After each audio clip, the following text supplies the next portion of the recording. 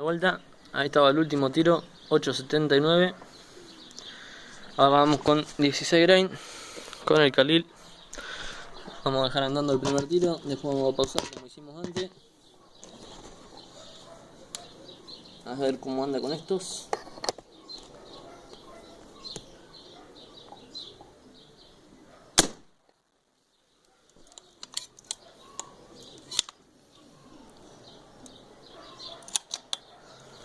Bueno, el primer tiro 9.33 con 8. Vamos a seguir, vamos a hacer uno más seguido. Son 7, vamos a hacer 7 tiritos.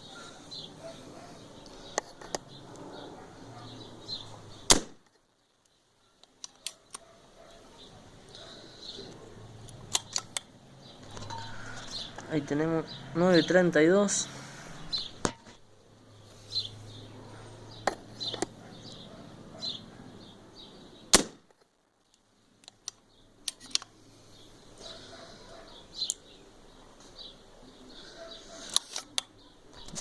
Ahí tenemos de vuelta 9.32.6. Como podrán ver, con 16 grain es más parejo el rifle.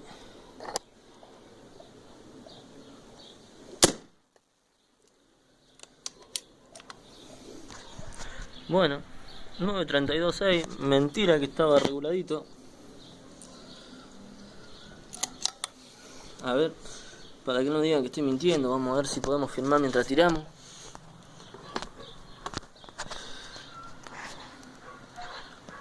Estamos 9.32.6.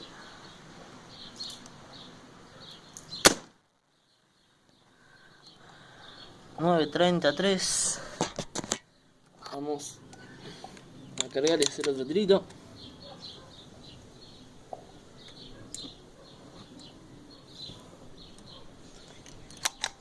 La vecina debe estar contenta.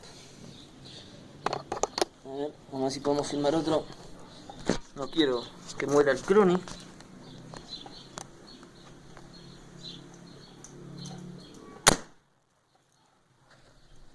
$9.24.6. Bueno, me van a decir que estuve mintiendo con los primeros.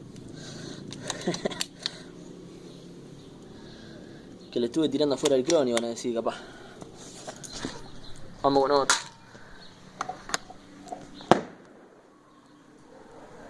Como estoy haciendo ruido, los vecinos están haciendo ruido, están tirando cohetes. Lindo, va otro. 23.4.